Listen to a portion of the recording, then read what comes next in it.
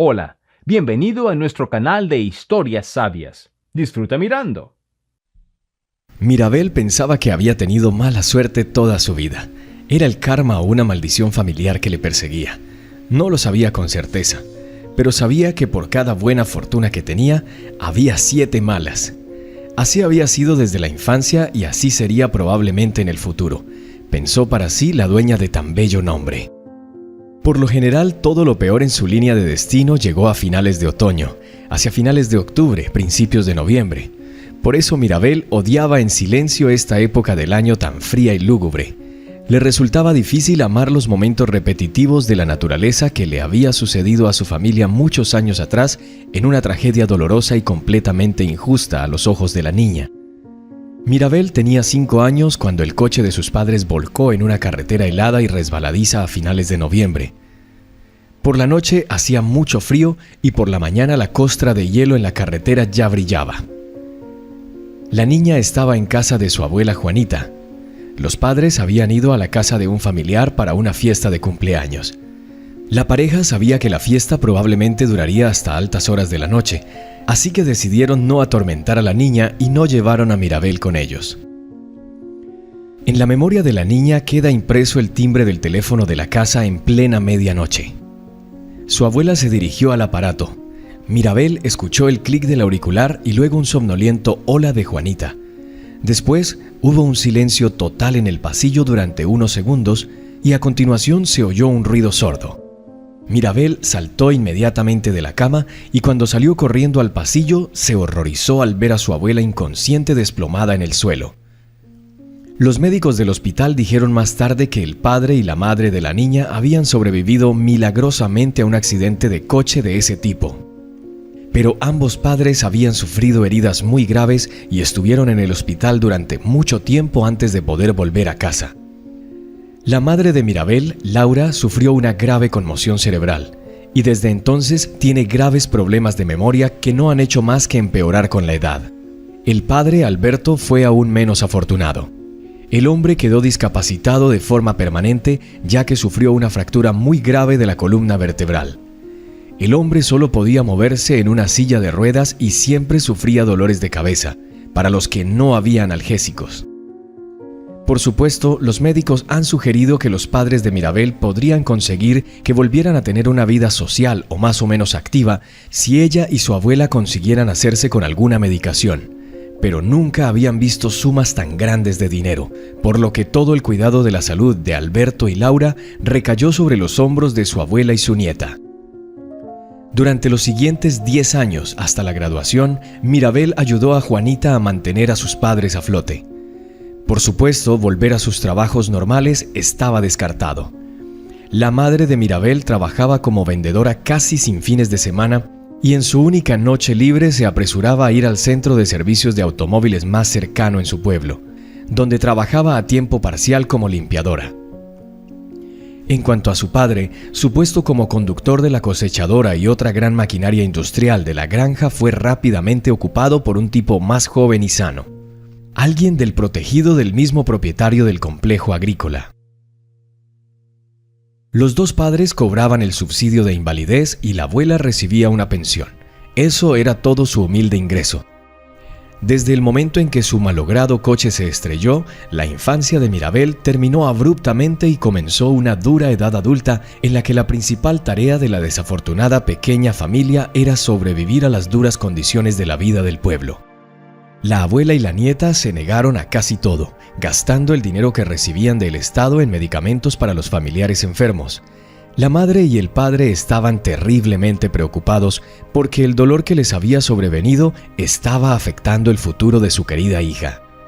«Oh, Mirabel, no deberías molestarte por nosotros», decía a menudo Alberto mientras apretaba los tornillos de las ruedas de su cochecito y sus manos seguían siendo más o menos móviles.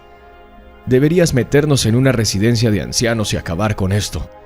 Deberías estar con los chicos, no jugueteando con lisiados indefensos». «Papá, ¿cuántas veces te he dicho que no llames a mamá y a ti mismo lisiados?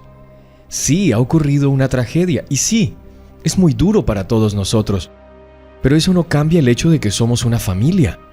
Nos hemos cuidado mutuamente y seguiremos haciéndolo mientras yo sea lo suficientemente fuerte. Así es, dijo papá agitando el destornillador. Ese es un buen punto. ¿Hasta dónde puedo llegar? Ahora arruinas tus años de juventud y luego nos culparás de todo. Crees que puedes salir adelante por ti misma, pero la vida es muy larga. Ve a ver cómo va a ser el día de mañana. Antes de que te des cuenta serás una solterona en casa rota sin nadie con quien hablar. Pero Mirabel no solía rendirse. Hacía todo lo que podía para ganar un centavo más para su familia. Como estudiante de secundaria visitaba las casas de la zona y ofrecía servicios como niñera y tutora, sacando adelante a los alumnos de primer curso de español y matemáticas. Al hacerse mayor, Mirabel ocupó el lugar de su madre como mecánico de coches a tiempo parcial. El dinero de los servicios de limpieza ayudaba a la familia a llegar a fin de mes y también había una granja y un huerto. Mirabel era una ardilla en una rueda, tratando de combinar las tareas domésticas, los estudios y los trabajos nocturnos en un solo día. Cuando Mirabel tenía 16 años, su abuela Juanita empezó a enfermarse de repente. En una cita con el médico le diagnosticaron una angustiosa enfermedad cerebral que no podía curar con medicamentos. Solo una operación podía ayudar, pero costaba mucho dinero y la lista de espera para la atención gratuita amenazaba con prolongarse durante años. «Bueno, nieta, lo que será, será», suspiró tristemente Juanita. «Parece que el destino me deparará ir a tu boda». «¿De qué hablas, abuela? ¿De qué boda?», dijo Mirabel indignada. «Tenemos que recuperarte antes de hacer cualquier otra cosa. ¿Y quién necesita una novia como tú?». El rostro amable de la chica se iluminó con una sonrisa triste. «Oh, Mirabel, no pensé que tendría que dejar este mundo tan pronto. Pensé que viviría para ayudarte a ti y a tu madre y a tu padre. No quiero imaginar cómo estarás aquí sin mí». «No seas tonta», le regañó su nieta. «Tengo que intentar ponerme a la cola de una operación y luego iré a la capital y trataré de conseguir una cita con el cirujano jefe. Tal vez pueda acelerar el caso. Le contaré nuestra situación. Quizás todo se solucione de alguna manera». Juanita solo acarició la cabeza de Mirabel con cariño. «Dios, te pareces a tu madre». Las lágrimas empezaron a brillar en los ojos de la anciana. Era igual de testaruda y ahora no recuerda ni su propio nombre. «Eres buena, Mirabel. Solo le pido a Dios que cuando empiece a recuperarme, todo en tu vida sea diferente y feliz». La muchacha enjugó las lágrimas de la anciana y contestó tratando de atribuirlo a una broma. «Vamos, abuela, como si no supieras que tengo mala suerte en la vida». En ese momento su corazón se sintió como si un caparazón de piedra hubiera crecido sobre ella, y se sintió muy, muy inquieta. Su intuición era correcta. Su viaje a la ciudad terminó mal para ella. Mirabel pudo reunirse con el cirujano, pero eso fue todo. Tras estudiar detenidamente el historial médico de Juanita y las fotos que tomó Mirabel, el cirujano disipó las últimas ilusiones de la niña, afirmando que este tipo de operaciones se reservan con meses, si no años de anticipación. Incluso las personas muy ricas a veces tienen que esperar mucho tiempo, por no hablar de los ciudadanos de a pie. «Perdóname», dijo el cirujano con las manos divididas. «Todo lo que puedo hacer por usted en esta difícil situación es simpatizar sinceramente. Intenta pasar más tiempo con tu abuela. Puede que este sea su último año». Era octubre. Mirabel se dio cuenta de que pronto llegaría otra hora oscura en su vida. Y así fue. A principios de diciembre, cuando la primera capa de nieve clara cubrió el suelo, la abuela se fue. Todo el pueblo la enterró. Había pasado los mejores años de su vida enseñando química y biología a los niños de la escuela del pueblo. Había sido la maestra de casi todos los adultos que quedaban en el pueblo. Por eso, cuando se enteraron de lo sucedido, reunieron inmediatamente lo que pudieron y ayudaron a la joven a acompañar a su querida maestra en su viaje con dignidad. La familia se quedó solo con los tres: la madre, el padre y la propia Mirabel. Como parte del dinero de la pensión de Juanita había desaparecido con la muerte de su abuela, Alberto, que para entonces se sentía con más poder en sus manos, decidió ayudar a su hija, que se debatía entre el estudio y el trabajo, haciendo pequeños recuerdos de madera que luego llevaba al pequeño mercado del pueblo o vendía en la estación de trenes que pasaban. Su padre trató de dar cada centavo del dinero que recibía de tan humilde trabajo a Mirabel. «Toma, hija, al menos cómprate un vestido nuevo para la graduación. Será una pena que nuestra hija viniera a la fiesta con un jersey viejo y una falda», convenció papá a Mirabel. «No lo hagas, papá. Pon el dinero en la hucha. Ya le encontraremos un mejor uso», contestó. «Y yo no voy a la fiesta. ¿Qué voy a hacer allí?» «Mirabel, ¿por qué dices eso?». Laura, con una profunda tristeza en su voz, intervino en la conversación. «Un día así solo pasa una vez en la vida». La pobre mujer se sentía terriblemente culpable ante su hija porque a causa de su enfermedad no podía encontrar ni el más simple trabajo a tiempo parcial. La memoria le fallaba en el momento más inoportuno y entonces Laura no podía recordar ni siquiera las cosas más básicas, como la forma de sujetar el pomo o de abrir la puerta. Mirabel ni siquiera estaba segura de que fuera un día tan importante, ya que pensaba que era la única razón para gastar una cantidad tan grande de dinero. A pesar de todas las dificultades, Mirabel consiguió terminar la escuela con buenos resultados. Tras la graduación, Mirabel pensaba empezar a buscar un trabajo de inmediato, ya que no tenía fuerzas para seguir estudiando y no había conseguido ahorrar lo suficiente para pagar una matrícula universitaria decente. Al comprender que ya no la necesitaba, trató de hacer todo lo posible para proporcionar a su familia unos ingresos mínimos. Sin embargo, encontrar un trabajo estable en el pueblo resultó difícil. La mayoría de las personas que necesitaban aquí eran personas con conocimientos técnicos o habilidades en agricultura profesional. El único ganado que tenía la familia eran las aves de corral. Gallinas y gansos eran como mucho los conocimientos ganaderos de los que podía presumir Mirabel. Por otro lado, a Mirabel le hubiera gustado trabajar como profesora de educación, pero no tenía la formación necesaria para ese puesto. Afortunadamente, en ese momento una de las profesoras mayores que conocía bien a Juanita se estaba preparando para ser abuela por tercera vez. Su hija, que trabajaba en la biblioteca, se preparaba de nuevo para una larga baja por maternidad. Así que ofreció el puesto vacante a un recién licenciado. Ni qué decir tiene que Mirabel aceptó sin dudarlo. El nuevo lugar de trabajo atrajo rápidamente a la chica. El lugar era tranquilo y no tenía que realizar muchas tareas. Las más difíciles eran regar las flores y limpiar en húmedo la pequeña sala de lectura. Mirabel era rápida y nada perezosa, por lo que podía aprender fácilmente los funcionamientos básicos de la biblioteconomía. No se le exigió nada más. Fue en la biblioteca donde vio por primera vez a Antonio, no demasiado alto, pero con una buena complexión y un grueso pelo rizado de color marrón oscuro. Se ganó rápidamente el corazón de la joven bibliotecaria. Antonio se paseó entre los estantes sin saber claramente qué libro elegir. Mirabel llegó justo a tiempo para ayudarle. ¿Buscas algo en particular?, preguntó amablemente. ¿Qué autor? ¿Algún género en concreto? Se sonrojó sin saber cuál era la mejor respuesta. Por fin dijo con dudas: «Sabes, realmente no lo elijo para mí. Mi tía se rompió la pierna en el hospital. Me pidió que trajera algo para leer, preferiblemente una novela romántica, y la verdad es que no sé mucho de novelas románticas». Mirabel sonrió un poco socarronamente, sacudiendo involuntariamente su exuberante pelo rojizo de trigo. «Entonces te sugiero que cojas Jackie Collins. A tu tía le encantará, es un clásico», dijo sacando el libro adecuado de la estantería. Antonio dio las gracias a Mirabel y así se reunieron.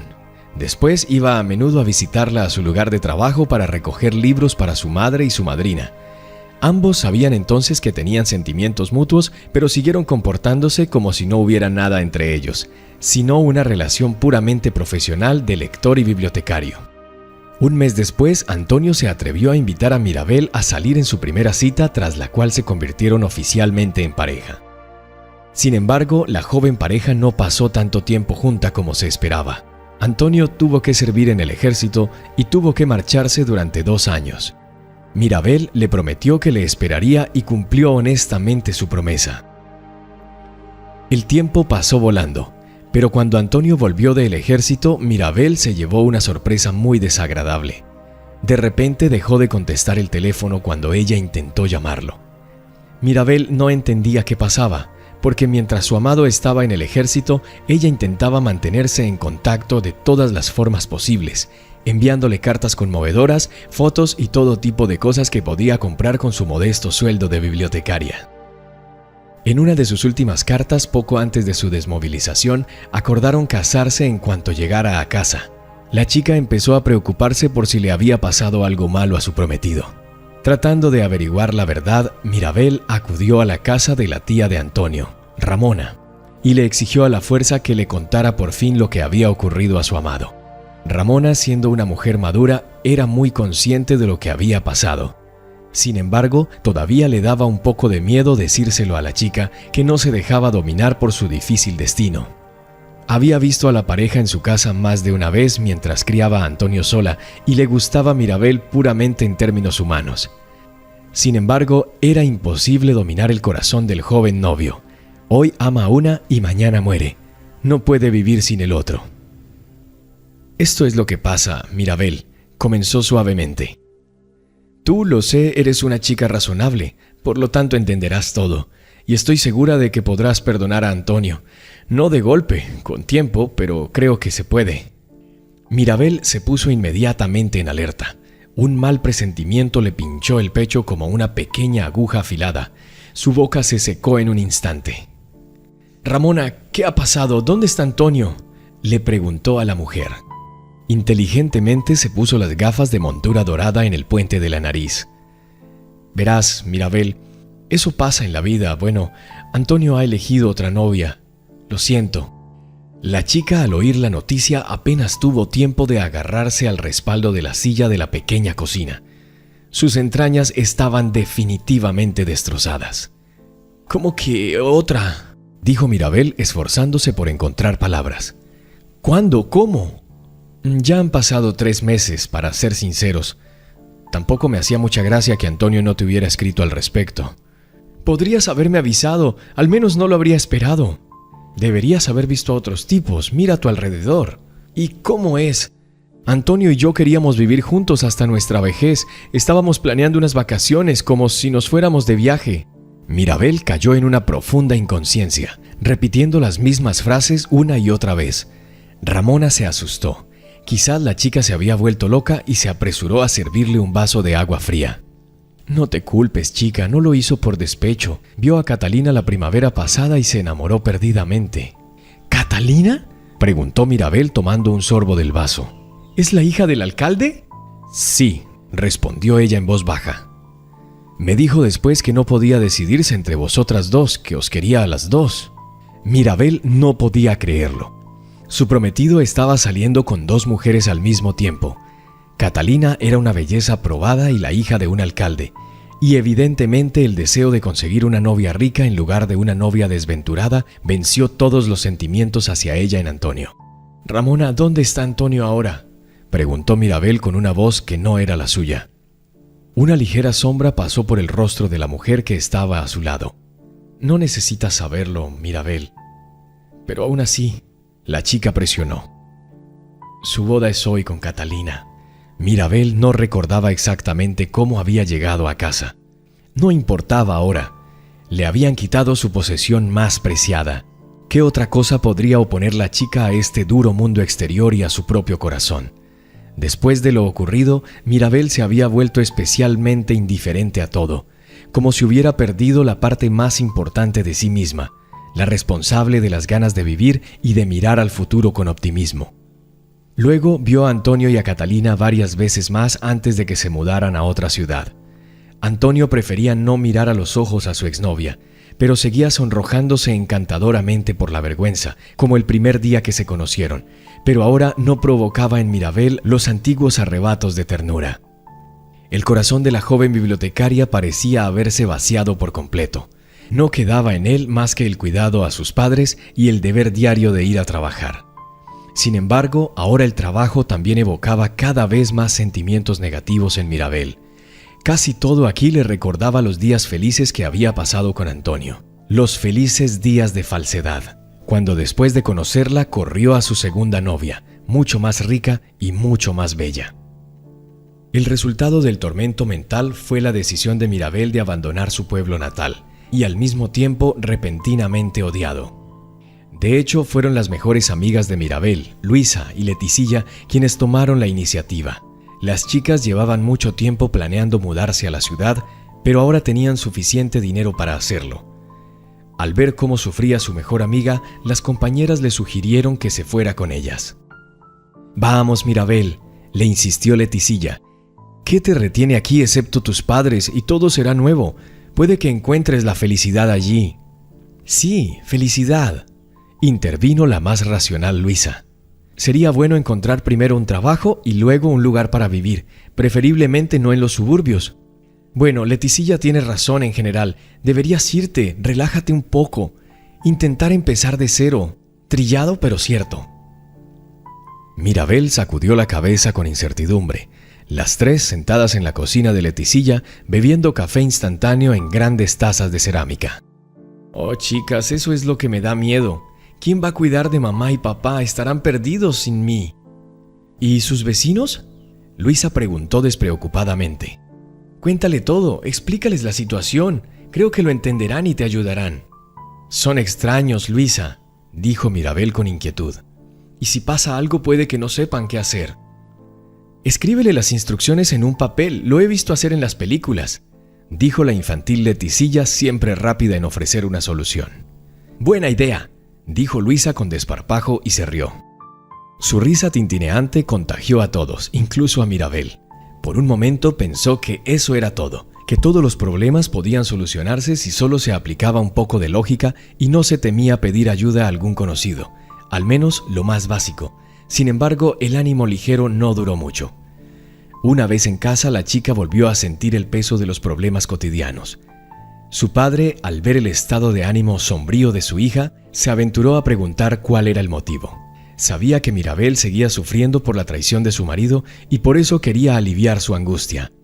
Al principio no quería hablar de su deseo de irse, pero luego cedió.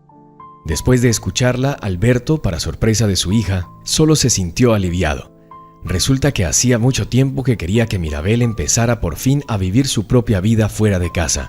«Por supuesto, hija, vete», dijo el padre con alegría y tomó las manos de la niña. «Solo estamos contentos de estar con tu madre. No te preocupes por nosotros. Benito vive cerca, siempre está allí para conseguir leña.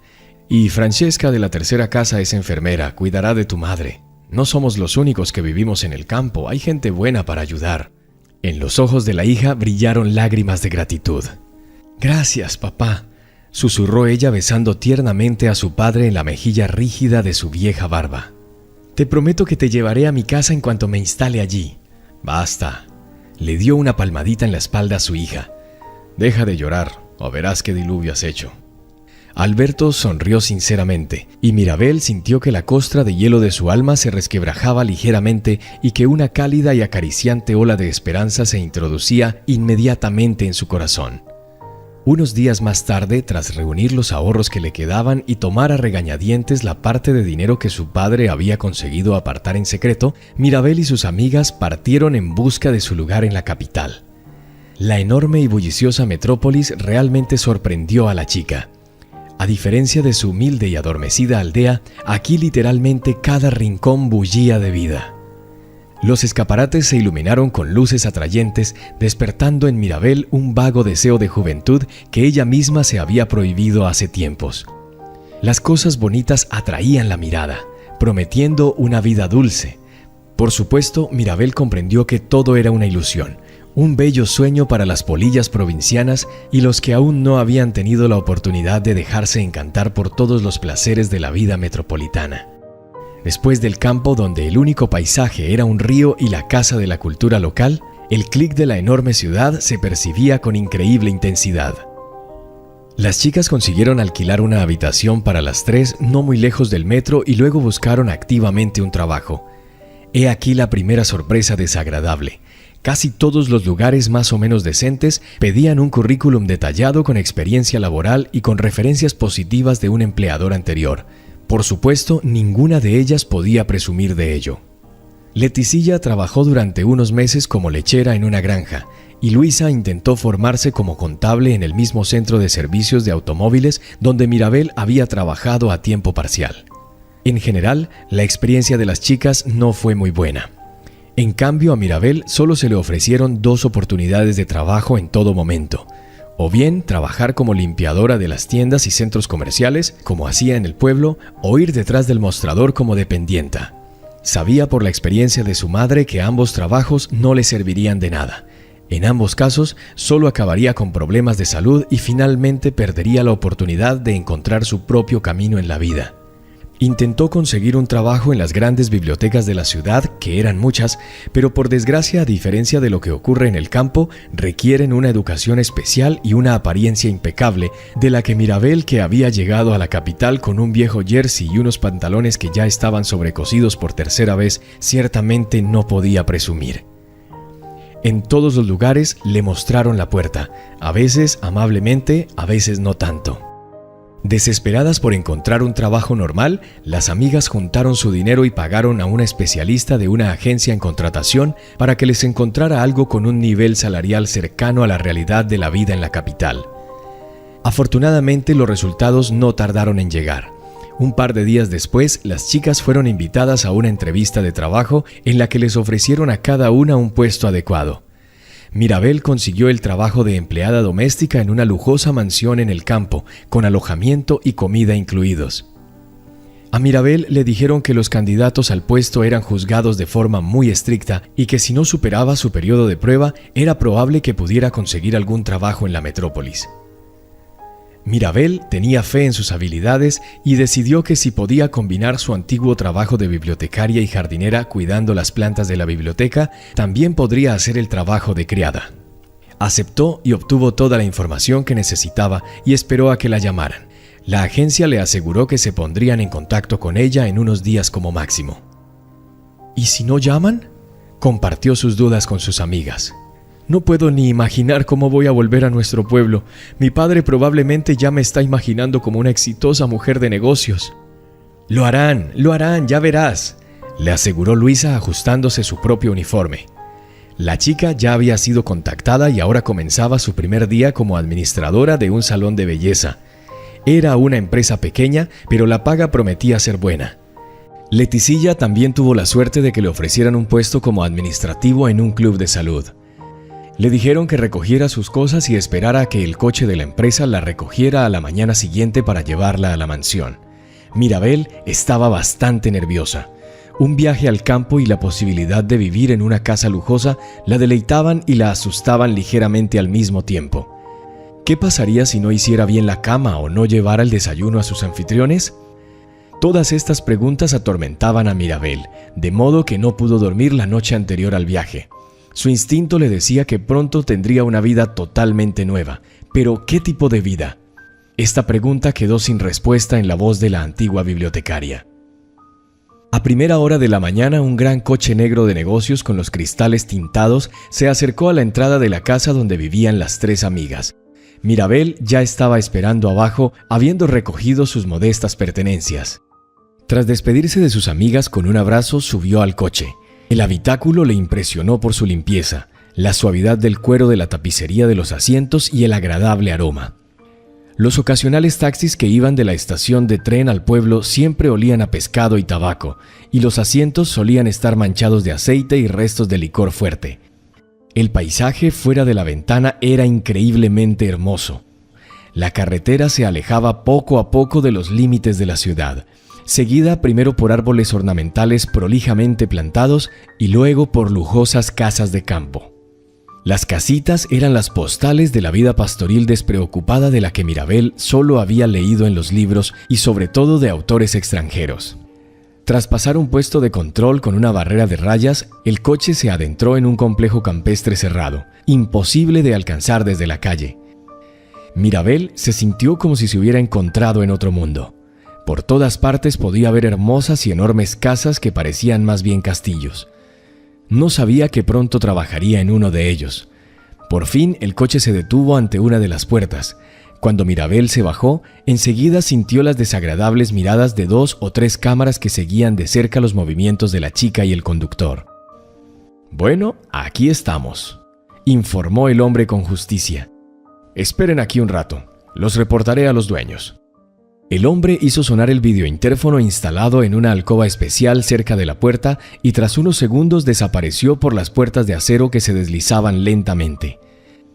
La casa lujosa con su piscina, su verde césped de golf y su impresionante rosaleda en forma de laberinto pertenecía a la familia García. La familia Orbelín era un poderoso empresario al que acompañaba en todos sus viajes y reuniones de negocios su esposa Ofelia, que era la directora financiera de la empresa. La empresa de los García estaba especializada en el transporte internacional de mijo y otros cereales, por lo que se les apodaba popularmente los Reyes del Pan. La pareja también poseía varias docenas de panaderías repartidas no solo en la capital, sino también por todo el país. Cada región tenía una o dos sucursales de la empresa, por lo que el negocio funcionaba a la precisión como un reloj suizo. Junto con sus padres, su hijo adulto Diego vivía en una lujosa mansión. Por fuera, el chico era muy guapo, pero su carácter era abominable. El malcriado y a menudo histérico joven de 25 años llevaba una vida de libertinaje y placeres prohibidos. El dinero de sus padres le había mimado desde la infancia, convirtiéndole en un completo ególatra. Por lo que cualquier persona a la vista de Diego, el niño rico la percibía como una cosa, con la única diferencia de que por una cosa humanoide, como él le gustaba decir, tenía que pagar varias veces más. Alcohol caro, fiestas salvajes en la piscina y consumo de sustancias ilegales en compañía de hermosas chicas de virtud fácil, este era el abanico de intereses del joven García. Los socios comerciales, por supuesto, no alentaron el pasatiempo de su hijo, pero en su mayor parte hicieron la vista gorda. Los padres creían que todos los hijos de personas acomodadas tenían que pasar por ese círculo vicioso cuando eran jóvenes para poder aprovechar todas las oportunidades que se les ofrecían. Después, sus hijos suelen calmarse y pasar sin problemas al estudio real y a la gestión seria del negocio familiar. Afortunadamente, los primeros tiempos de Mirabel, el muchacho apenas se dejaba ver. O bien dormía toda la noche después de las fiestas ruidosas, o pasaba todo el día en casa de sus amigos visitando a los amigos de hijos igualmente ricos. No fue hasta un par de semanas más tarde que García Jr. se dio cuenta de la presencia de la nueva criada en la casa. «Espero que te hayan informado sobre tu libertad condicional». Pepita, la formidable ama de llaves de la finca de los García a tiempo parcial, miró con ojos de halcón a la joven. A la alta y delgada mujer no le era ajeno ver bonitas aventureras disfrazadas de criadas colarse en el dormitorio del amo o peor aún en el del joven. En sus años de gestión de la finca, Pepita había aprendido a detectar esas aves a distancia y a deshacerse de ellas a tiempo, y este último intento volvería a tener éxitos, si la joven provinciana y todavía recién barrida del corral de ganado de su pueblo decidiera que podría echarle el aguante al hijo del terrateniente e incluso, maldito sea el horror, casarse con ella. El ama de llaves se daría cuenta a tiempo y echaría a la desgraciada, dándole al mismo tiempo un billete de lobo. Ahora a Mirabel no se le permitiría trabajar en ningún establecimiento respetable, por lo que tendría que elegir entre volver a casa o quedarse en la ciudad para trabajar en un burdel. Lo que Pepita necesitaba de Mirabel, la nueva aprendiz de sirvienta, era que realizara sus tareas con la debida diligencia y atención. Realmente necesitaba una buena chica trabajadora en la cual se pudiera confiar en todas las circunstancias. Ya fuera una recepción en casa de Orbelín o una cena familiar tradicional en un pequeño círculo de amigos y parientes cercanos.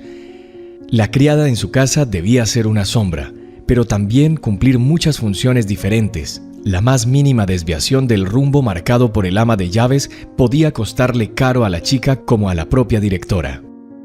Recuerda, Mirabel, que de ti y tu conducta depende que puedas cumplir con el contrato que se te ha confiado y salir de esta casa hacia una nueva vida con brillantes referencias y perspectivas de carrera. Pepita volvió a mirar a la chica. O que nunca puedas encontrar trabajo en ninguna parte de esta ciudad en particular. ¿Está claro? Ya veo, contestó Mirabel en voz baja mirando el suelo. He venido a cumplir mi contrato y no quiero ningún problema. Solo quiero trabajar aquí, señora directora. Ella solo sonrió torcidamente en respuesta. Buena respuesta. Bien hecho. Ahora vamos a ver de qué eres capaz. La adulación supongo es algo que todo el mundo puede hacer.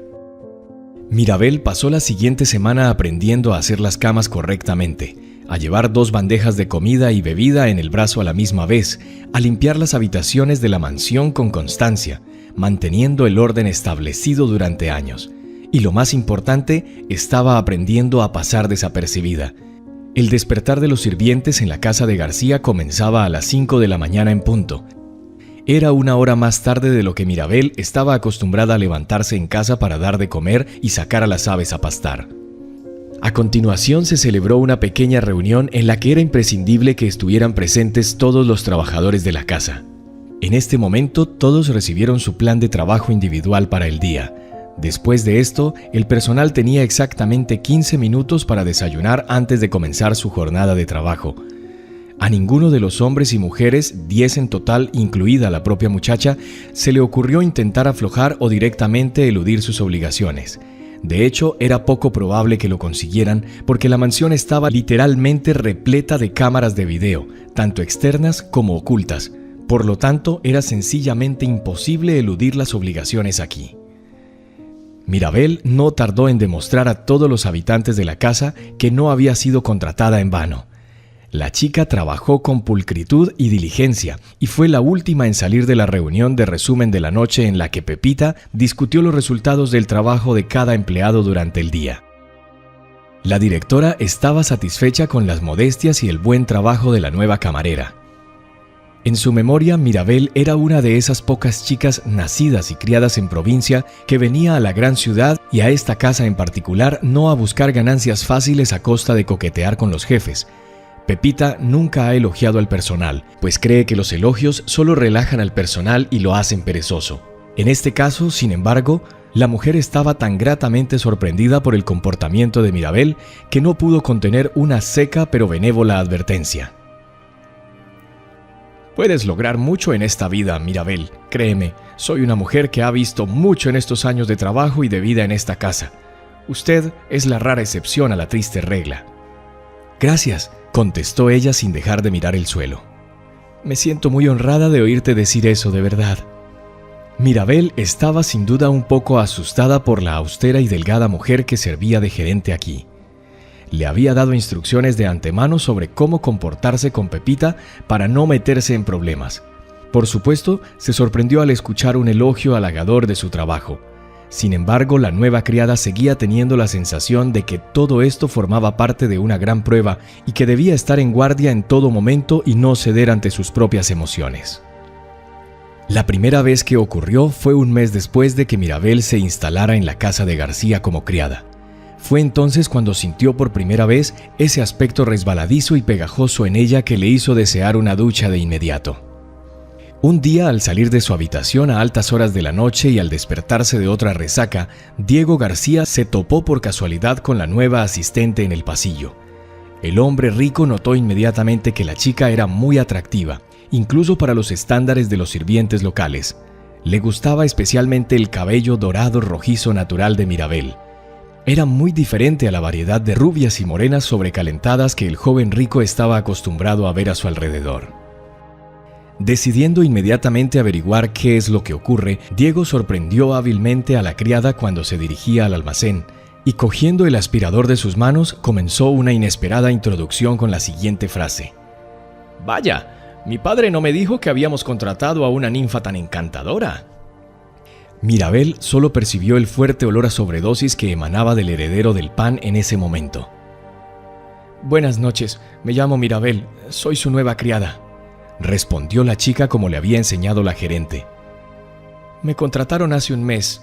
Tú y yo nos hemos encontrado antes, solo que no has prestado atención». Una profunda arruga atravesó el ceño de García Jr. Estaba claro que intentaba recordar a la chica, pero no tenía suerte. «Está bien», pensó Mirabel con alivio. «Si no se acuerda de mí, es que estoy haciendo bien mi trabajo». «No importa», murmuró el chico al final. «¿Quién eres, Mirabel? ¿Y por qué una chica con un nombre tan bonito se ve obligada a limpiar a altas horas de la noche en lugar de ir a su habitación a descansar?» Diego miró a la criada con unos ojos grises sorprendentemente bellos, pero también sorprendentemente vacíos. Parecía como si toda su alma se hubiera alejado de ellos hace ya tiempo, dejando solo cenizas. Por un segundo, García le recordó a Mirabel al famoso Dorian Gray, o mejor dicho, al aspecto que podría tener este personaje literario en la vida real, habiendo trasladado toda su negra vileza al lienzo de su propio retrato. «Estoy aquí porque limpiar es mi trabajo», contestó la chica de forma educada pero ligeramente distante. «Si me disculpa, llevaré las aspiradoras al cuarto de atrás. Pronto habrá una reunión para los sirvientes». García Jr. se pasó lentamente la lengua por los labios mientras miraba a la chica de arriba abajo. «Vete, ninfa, o el viejo cuervo cacareará de que he vuelto a secuestrar a sus ayudantes. Pero te volveré a ver, seguro, Mirabel». La pobre sirvienta sintió un terrón de bilis que le subía a la garganta. No solo el joven rico fue tan grosero con Pepita, sino que además dijo su nombre de tal manera que, de todos modos, la chica quería lavarse las manos inmediatamente. Por desgracia, este encuentro con el rico heredero no fue el último de Mirabel. Desde que el príncipe del pan vio a Mirabel y habló con ella, sus pensamientos han girado constantemente en torno a la bonita y aparentemente inocente doncella. «Me pregunto si realmente sabe tan fresco como parece», soñó el muchacho con asco mientras se tumbaba frente al enorme televisor de su habitación. La amplia pantalla multicolor emitía un canal de cable de contenido explícito. Diego se pasó lentamente el dedo índice por la rodilla, imaginando que lo hacía con su nueva criada. Desde ese instante, el hombre rico comenzó a confrontar a Mirabel todo el tiempo, insinuándole que podría obtener mucho más dinero si satisfacía sus especiales caprichos. Sin embargo, a la chica le repugnaba la idea de que el hombre se atreviera a tocarla y mucho menos a tener una relación con él. Por supuesto, Mirabel era consciente de que lo que quería con ella no era amor y sentimientos sinceros, sino algo mucho más banal y al mismo tiempo aterrador. «¿Por qué me alejas? ¡Cálmate!». Una vez más, apretando a la chica bajo la escalera, susurró apasionadamente en su oído el hombre rico. «¿No has tenido a nadie antes que a mí?». El rostro pálido de Mirabel le indicó que había dado en el blanco.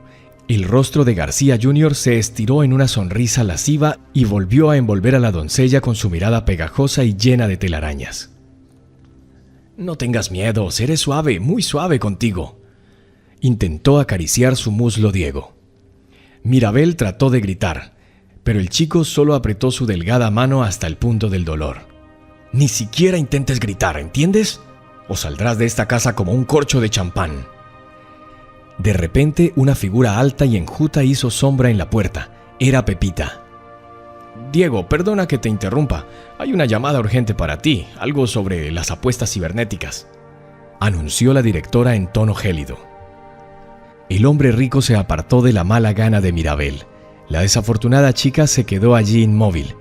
El muchacho se deslizó silenciosamente junto a Pepita como si fuera una enorme serpiente viva. La directora miró atentamente a Mirabel. Pudo comprobar que esta vez no había sido la propia criada la que había tomado la iniciativa y quiso simpatizar sinceramente con la chica, sobre todo porque ya existían verdaderas leyendas sobre las aventuras amorosas del hijo de la casera de esta ciudad. Pero con toda su simpatía por Mirabel, no podía permitir que los indecorosos rumores de la relación de García hijo con otra criada volvieran a circular por la casa. Por mucho que lo sintiera por su mejor empleada, le correspondía resolver el problema causado por el hombre rico. «Arregla tus asuntos personales con Diego lo antes posible», le aconsejó la directora con voz indiferente. «La casa no debe enterarse de lo que está pasando, aunque como estoy absolutamente segura no sea tu culpa».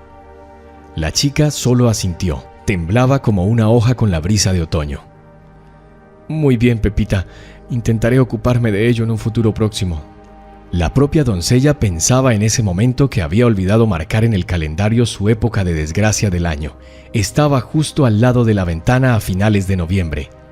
Durante unos días, el hijo de la casera dejó a la niña sola. Mirabel empezó a albergar la débil esperanza de que Diego hubiera tenido tiempo de interesarse por otra persona a estas alturas. Sin embargo, todo fue en vano. La única intención del hombre rico era conseguir lo que quería y no iba a ceder. Solo quería adormecer la vigilancia de la doncella para poder llevar a cabo astutamente su engañoso plan. La oportunidad adecuada se presentó unos días después, cuando sus padres volaron de nuevo para cerrar un lucrativo acuerdo con inversores extranjeros. A última hora de la noche, el chico irrumpió ante la puerta del dormitorio de la chica y comenzó a golpear activamente. «Mirabel, oye, despierta. ¿Con quién estoy hablando? Olvidaste cerrar el grifo de la habitación de atrás cuando ibas por el agua. ¿Has visto lo que has hecho allí? Es una verdadera inundación». Cuando despertó, la chica no sabía qué estaba pasando. Realmente había lavado la cocina esta tarde después de que todos los trabajadores se hubieran ido, pero no recordaba si había cerrado o no el grifo. Así que Mirabel saltó de la cama en camisón y corrió detrás de Diego preguntándose si podía conseguir trapos secos y si los de la habitación de atrás estarían empapados. Con eso contaba el canalla. Cuando la chica entró en la trastienda a paso ligero, no se dio cuenta inmediatamente de lo que estaba pasando. Estaba seco, con solo un débil parpadeo de la única bombilla encendida que creaba una ligera bruma brillante por todas partes. Detrás de ella oyó de repente el chasquido agudo y un giro de la llave en el ojo de la cerradura. Era Diego, que cerraba la puerta de la habitación trasera y que ahora la miraba con ojos desorbitados llenos de deseo. García Jr. comenzó a moverse lentamente hacia la chica. «Diego, ¿qué estás haciendo?», Mirabel dijo con una voz desgarrada por el miedo. «Te arrepentirás después». «¿Arrepentirme? ¿Por qué debería hacerlo?», sonrió. «Al contrario, ninfa, tú y yo vamos a divertirnos tanto que nuestro baile hará temblar toda la casa». «No, por favor», gritó la pobre chica luchando contra el hombre rico. Sin embargo, el rico bastardo actuó de forma segura y metódica, sin escuchar las lágrimas y las peticiones de clemencia. Rasgando la camisa de Mirabel, comenzó a actuar como un depredador que por fin había conseguido su codiciada presa. Cuando todo terminó, Mirabel solo quería una cosa: morir aquí y ahora. Una vergüenza, un dolor y una humillación que nunca había experimentado en toda su vida. Tenía incluso miedo de levantar la mirada hacia su torturador. ¿Y si él quería más? La chica comenzó a mirar frenéticamente a su alrededor en busca de algún objeto afilado. Y si intentaba hacerlo de nuevo, preferiría clavarse un cuchillo o un destornillador en el corazón de inmediato, con tal de no volver a sentirlo en su piel. «Tranquila, no te volveré a tocar», dijo Diego con voz perezosa, ajustando su ancho cinturón de cuero. «Y estás bien, sabes a palomitas». El bribón se acercó a Mirabel y le apretó la barbilla con fuerza. «¿Sabes, ninfa, cuál es la especialidad de las palomitas? La especialidad es que las palomitas saben bien mientras te las comes, pero cuando se acaban, ya ni piensas en ellas». «¡Quítame tus asquerosas manos de encima!». Mirabel se resistió a la presión. «Eres una escoria, un furtivo, ¿me oyes?». García Jr. solo sonrió. «No estarás pensando en decirle a mis padres lo que pasó, ¿verdad? No eres la primera de las criadas con la que paso mi tiempo libre. Mi padre y mi madre están acostumbrados a que las ingenuas pueblerinas como tú intenten sacarme dinero todo el tiempo. De verdad, esta vez me has sorprendido. ¿Eres tan inocente? Normalmente las chicas vienen aquí mucho más preparadas y sofisticadas y no hay que rogarles». «No tienes corazón», le espetó Mirabel en la cara. «No lo necesito», replicó Diego con frialdad. «Me basta con una tarjeta de crédito dorada y una cartera bien cargada. Cualquier mujer en tu posición estaría saltando si le prestara atención, mocosa». La chica, envuelta en los restos de su camisón, continuó quemando al hombre con una mirada feroz. «Recuerda, pequeña imbécil, que si mantienes la boca cerrada puedes seguir trabajando aquí. Y si no lo haces, tus padres escucharán mi versión de los hechos, en la que eres una impúdita seductora de una aldea remota, dispuesta a saltar a la litera de un novio rico sin pensarlo 2 veces. Pero nunca lo conseguirás, estarás bajo la valla. Pero no encontrarás trabajo en la capital, ¿me entiendes?». Fueron las últimas palabras que dijo el rico, casi estallando en un grito. Mirabel asintió en silencio. Estaba aterrorizada y no podía pensar con claridad. «Bueno, bien», dijo sonriendo el mocoso rico. «Ahora que cada uno vuelva a su habitación, no necesitamos despertar a la gente, ¿verdad?». La violación había cambiado irremediablemente a Mirabel, y mientras antes la chica se limitaba a ser educada con el resto del personal tratando de mantenerse con todos de la misma manera discreta, ahora simplemente se retraía. Prefería pasar sus raros momentos en paz en su habitación previamente cerrada. Por la noche la atormentaban sus sueños vagos y perturbadores. En ellos veía a su abuela muerta, a sus padres llorando todo el tiempo, o la cara de Diego riendo retorcida por el terrible fuego de las cuencas vacías de sus ojos grises. La última pesadilla fue la peor. La joven sirvienta no quiso contar a nadie lo que le había sucedido, ni a los padres de su violador ni a los suyos propios. No tenía sentido que se quejara a García de su hijo bastardo. Seguramente ya estaban al tanto de lo que hacía su futuro heredero. Mirabel estaba dispuesta a apostar cualquier cosa que no era su primera víctima. Sin embargo, todos los relacionados de una u otra manera con la casa de esta familia maldita debían guardar silencio. El precio que todos se vieron obligados a pagar en caso contrario fue demasiado alto. Los días se alargaban uno a otro de naturaleza gris y monótona. Mirabel seguía trabajando como criada, ordenando las habitaciones del señor y sirviendo a García en las comidas. Y el resentimiento se fue curando poco a poco, como una herida abierta en su corazón, y el dolor por su honor roto empezó a remitir lentamente. Tuvo que esforzarse mucho todos los días para no romperse bajo el peso de sus sentimientos. Solo los pensamientos de su querida familia dejada atrás en el pueblo la mantenían despierta. La chica tenía ahora la oportunidad de enviarles regularmente pequeñas sumas de dinero que estaba segura de que eran una importante ayuda en su humilde existencia. Al cabo de un rato, la chica se dio cuenta con horror de que estaba embarazada. Con gran dificultad consiguió rogar a Pepita y tomarse el día libre.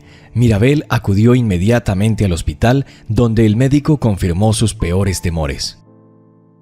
«Enhorabuena, mamá, estás de 8 semanas», anunció la sonriente mujer de la bata blanca. «Puedo ver lo feliz que será papá». Entonces el médico miró el dedo anular de Mirabel, que no llevaba alianza. Preguntó a la mujer con un poco de desprecio. «No», respondió Mirabel con frialdad. «Bueno», suspiró el médico, «esperemos que se declare cuando se entere».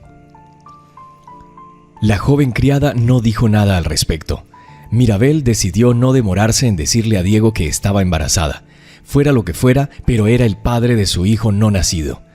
Tras alcanzar al ricachón fuera de la sala de billar, la propia Mirabel agarró al tipo por la manga de la camisa y, superando su asco intuitivo, lo arrastró hasta la sala para hablar seriamente.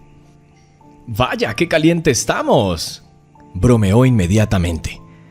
«Pensé que no querías verme, pero resulta que eres una chica inteligente».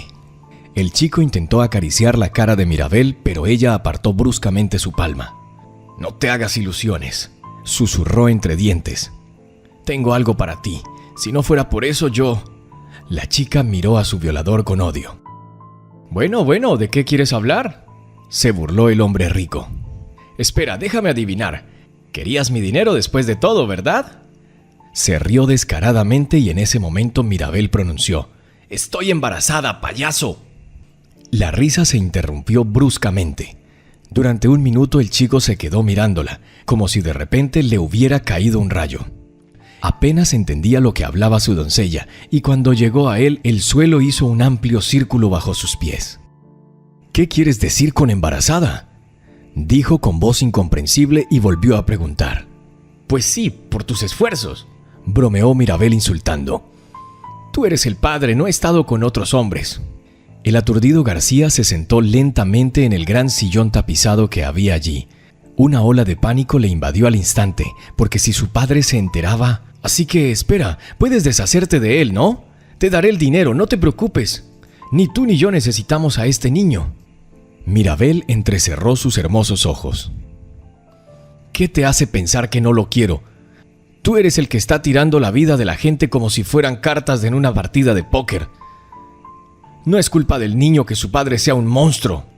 Mirabel hizo todo lo posible por fingir que la presencia de Diego no le molestaba, cuando en realidad su corazón se apretaba con horror cada vez que él se movía suavemente en su silla, como una boa constrictor mirando a un conejo que alguna vez se hubiera comido. Haciéndose de sangre fría, la chica intentaba mantenerse a salvo.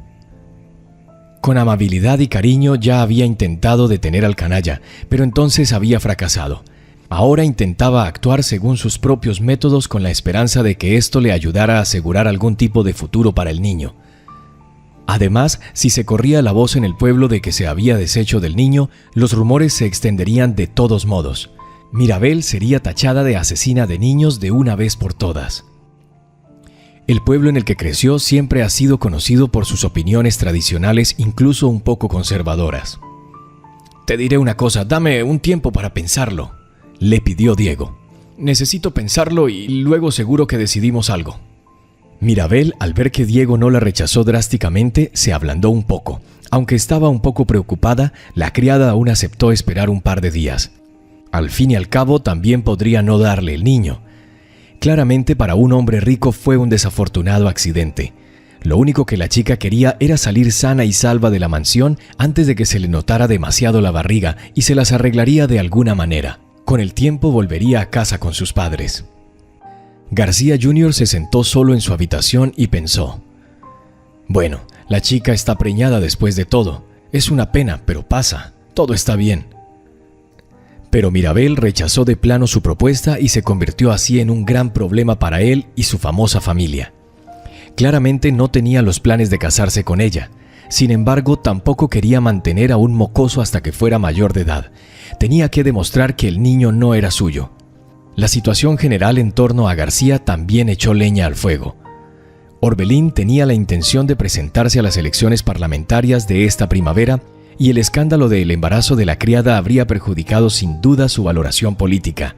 No era el momento adecuado. Diego se pasea de una esquina a otra tirándose del pelo. Si su padre se enteraba de que había tomado por la fuerza a esta chica de provincia y la había convertido en una niña, sería inevitable un gran escándalo.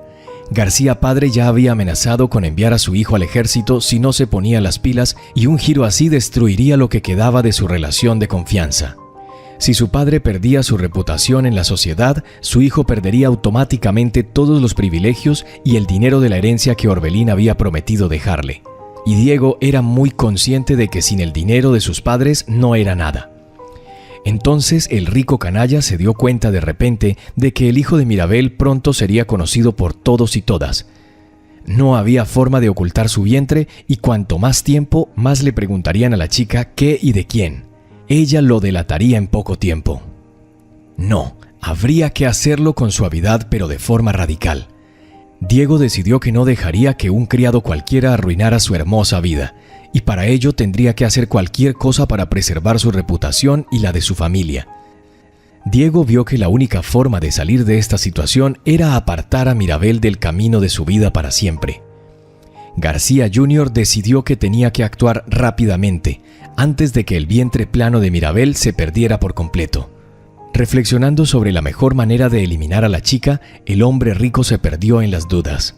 Sería posible preparar un accidente, por ejemplo, que ella se cayera accidentalmente por las escaleras, pero esto todavía no garantizaba un resultado al 100%. La niña podría sobrevivir y podría tener un aborto, y entonces la verdad saldría a la luz. En cuanto a los métodos más brutales que implicaban armas, el chico también tenía sus propias especificidades. El caso es que desde pequeño Diego tenía un ligero miedo a la sangre. Si alguien conseguía matar una mosca cualquiera, el heredero del imperio del pan tenía que pasar varios días en una sala privada de un hospital de élite para recuperarse del shock. Al final, el joven rico decidió tomar un camino diferente. Después de averiguar a qué hora suele cenar Mirabel al fin del día, García Jr. deslizó una gran dosis de somníferos en el vaso del té. Tras esperar que la chica se desplomara inconsciente en el suelo, el villano la metió descaradamente en el maletero de su coche deportivo y la sacó del complejo rural. El final del otoño era famoso en esos lugares por sus noches heladas. Aunque todavía no estaba tan oscuro, había un particular frío nocturno en el aire que era exclusivo de noviembre. Cuando llegó al amplio puente sobre el río, Diego se detuvo un momento. La gravedad de lo que estaba haciendo pesaba en el hombre rico, pero no había nada que pudiera hacer al respecto, por desgracia. Mirabel debía callar para siempre y llevarse a la tumba la prueba tangible del crimen que había cometido contra ella. Si no lo hace ahora, nunca lo decidirá, y eso amenazaba a su familia con la ruina total. «Perdóname, ninfa, confía en mí, es mejor para todos». García Jr. se volteó hacia la chica sin aliento y, sacando su cuerpo sin emociones de la bodega, la arrojó rápidamente por la barandilla del puente. El cuerpo cayó al agua negra y fría con un fuerte chapoteo. La corriente era lo suficientemente fuerte como para que, si no despertaba de inmediato, se viera arrastrada muy por debajo del hielo.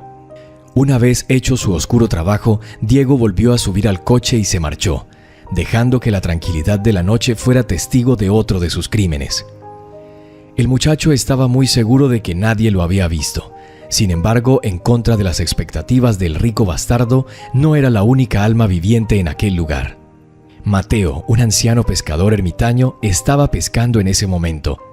A la deriva en un matorral de juncos en su vieja barca, al ver que el joven arrojaba a la chica desde el puente a sangre fría, el pescador, sin perder un minuto, arrojó el cebo que había preparado para la noche y comenzó a remar rápidamente con la esperanza de llegar al lugar donde había caído la víctima más rápido de lo que la traicionera corriente podía alcanzarla. Agarró a la mujer por el cuello de su ligero uniforme. Mateo consiguió milagrosamente sacar a la chica del agua. Buscando la cadena apenas audible de un pulso alrededor de su cuello, el anciano exhaló aliviado. ¡Viva! Pero, ¿qué iba a hacer con este insólito hallazgo? Lo primero que hizo Mateo fue quitarse la capa de abrigo y envolver a la niña casi congelada en ella. No llevaba ninguna identificación, o al menos ninguna tarjeta de visita para averiguar dónde podría estar trabajando la desafortunada chica. Solo una cosa estaba clara. La chica necesitaba ayuda urgentemente y el pescador conocía el lugar donde podía llevarla sin miedo. Durante muchos años, Mateo había vivido como un ermitaño. Solo en una pequeña cabaña a la orilla del río, su medio de vida era principalmente la pesca, pero a veces, sobre todo en verano, conseguía atrapar patos salvajes en sus trampas. Donó todos sus alimentos al antiguo convento, no muy lejos de donde Mateo sacó a Mirabel. El anciano donaba allí pescado y caza a cambio de recibir grandes raciones de diversos alimentos de la cocina del convento. Así que llevaba 30 años cooperando en el lugar de Dios y era una cooperación muy provechosa. Ya era tarde cuando el pescador llegó por fin a la enorme fortaleza de piedra gris. El anciano no dudó en golpear la puerta del monasterio con un enorme anillo de hierro fundido. Al principio nadie le abrió, pero se encendió una tenue luz en una de las ventanas. En pocos minutos, Mateo ya había entregado a la ahogada sin emoción al cuidado de la abadesa local, la madre Febronia, y una docena de jóvenes monjas que se habían apresurado a socorrer a su mentora a una hora tan tardía. «Tened cuidado con ella», amonestó Mateo a las monjas.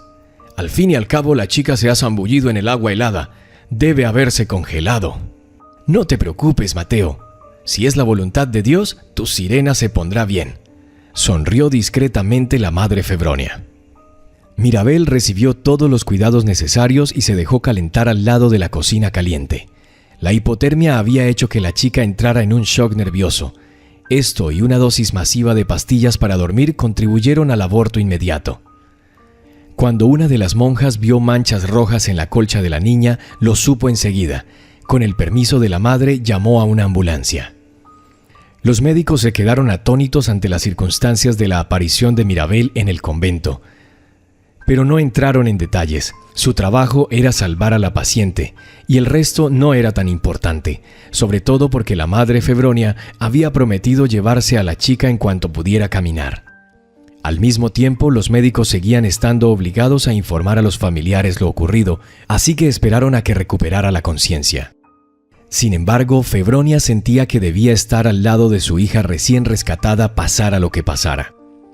Cuando se encontró con la posesión del monasterio que le había confiado el Señor, la priora se dio cuenta de que era la señal que estaba esperando hacía varios años.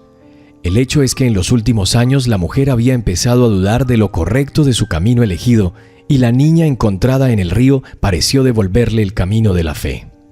Cuando Mirabel volvió en sí, para sorpresa de todos, resultó que no recordaba absolutamente nada de sí misma, ni de cómo había acabado en el río a finales del otoño. La pobre chica pensó que podría querer suicidarse por un bebé no planeado. Los médicos le habían hablado de ello, así que aceptó felizmente quedarse en el convento con la priora y las demás hermanas durante un tiempo. De este modo, Mirabel esperaba purificar su alma del terrible pecado que casi había cometido.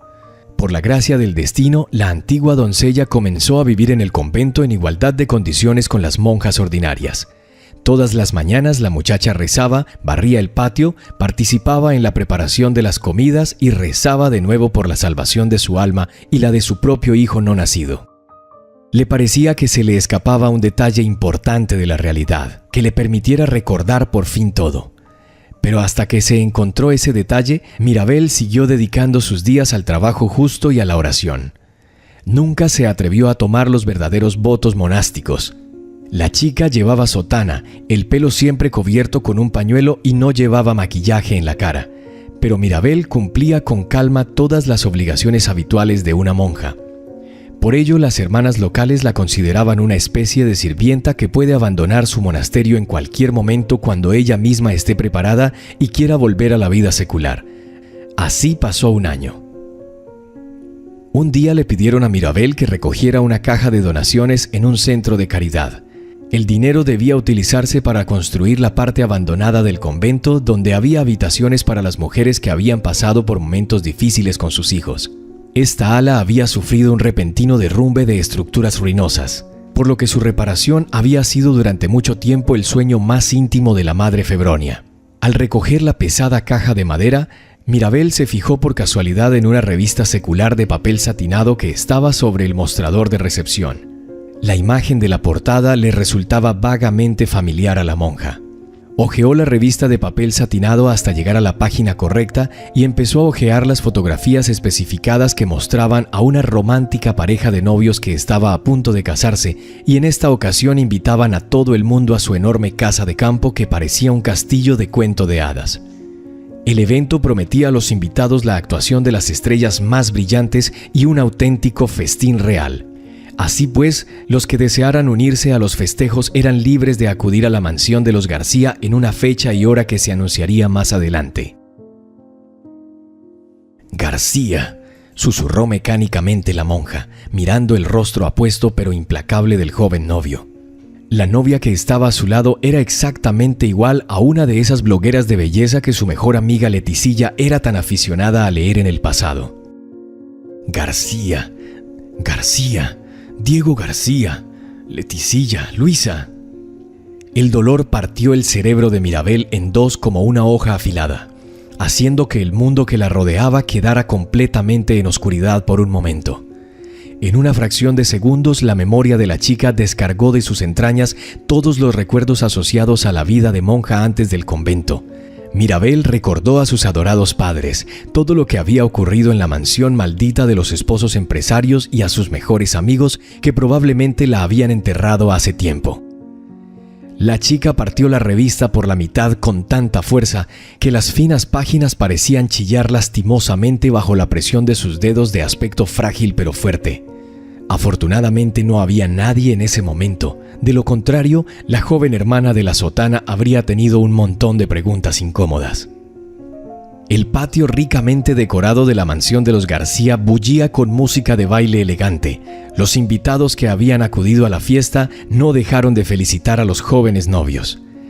Los camareros y los sirvientes locales estaban por todas partes, proporcionando un flujo constante de alcohol y refrescos para todos los invitados.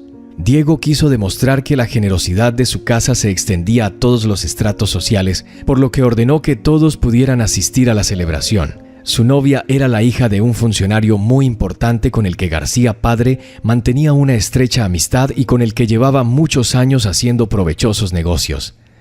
La chica era por supuesto una belleza perfecta, pero no necesitaba los sentimientos del novio.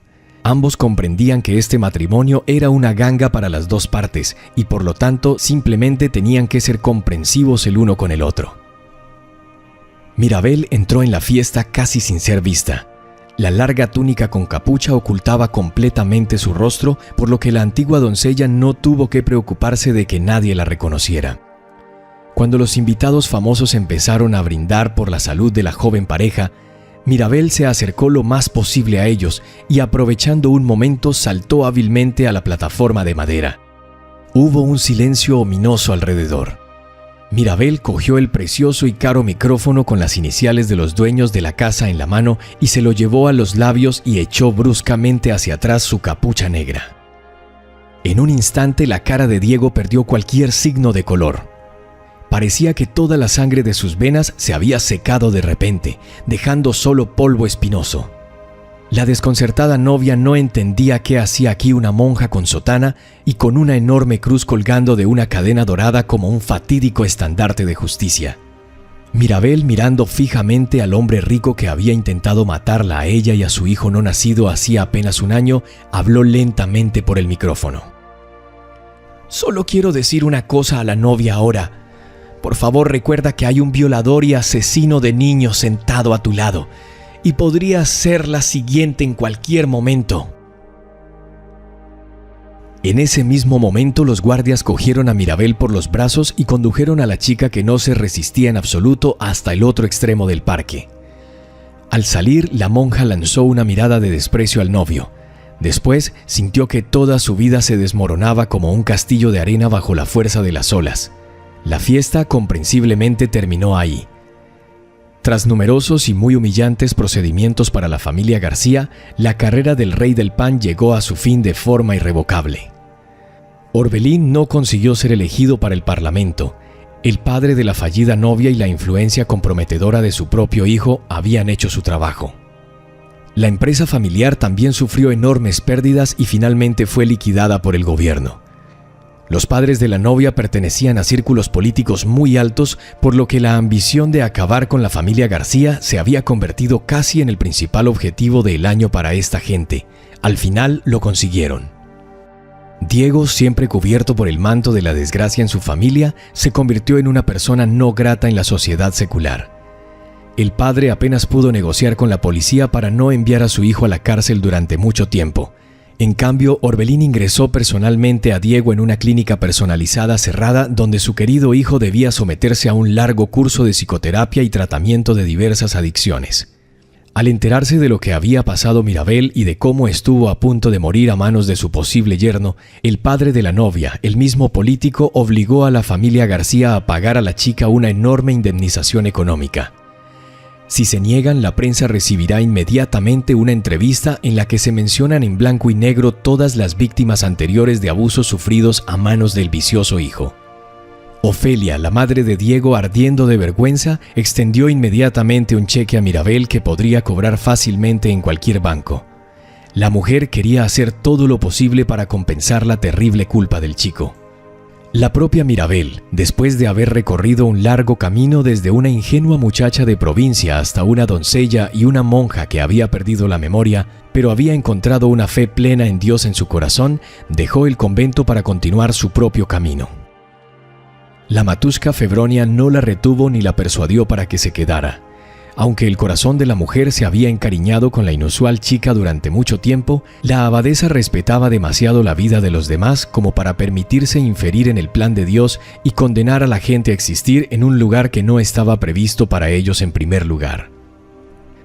Con el dinero de García, Mirabel lo primero que hizo fue restaurar el ala muy dañada del convento.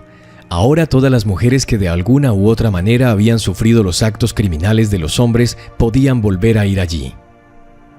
Con el dinero restante abrió un pequeño salón de belleza donde inmediatamente invitó a sus mejores amigas a trabajar. Resulta que Leticilla y Luisa llevaban mucho tiempo intentando encontrar a Mirabel después de que desapareciera repentinamente de la casa de García. Pero entonces perdieron toda esperanza. Se alegraron mucho al saber de que su querida Maribel estaba viva y aceptaron felizmente convertirse no solo en empleadas del salón, sino también en socias comerciales de la antigua monja sirvienta que ahora promete acompañar a todas partes y no dejarla ir sola a ningún sitio, lo cual por supuesto era una buena broma amistosa. El negocio de las chicas, aunque todavía es pequeño, ha empezado a generar ingresos constantes. Las tres bromean que pronto serán verdaderas empresarias como soñaron sus padres. Mirabel está bien en este momento y ha conocido a un gran chico, Tristán, quien trabaja como voluntario en el albergue de la ciudad para los pobres, y la chica intenta ir allí tan a menudo como es posible para ayudar a los necesitados junto con él. Es totalmente feliz con Tristán y puede olvidar por fin aquellos terribles días en la casa de los ricos comerciantes de pan. Los jóvenes han empezado a vivir juntos hace poco y la chica ha conseguido incluso trasladar a sus queridos padres del pueblo.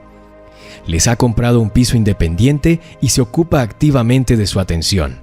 A Tristán no le importa, ya que creció en un orfanato y en los padres de Mirabel ha encontrado por fin la familia tan esperada. Si te ha gustado la historia, por favor, dale un me gusta y suscríbete al canal.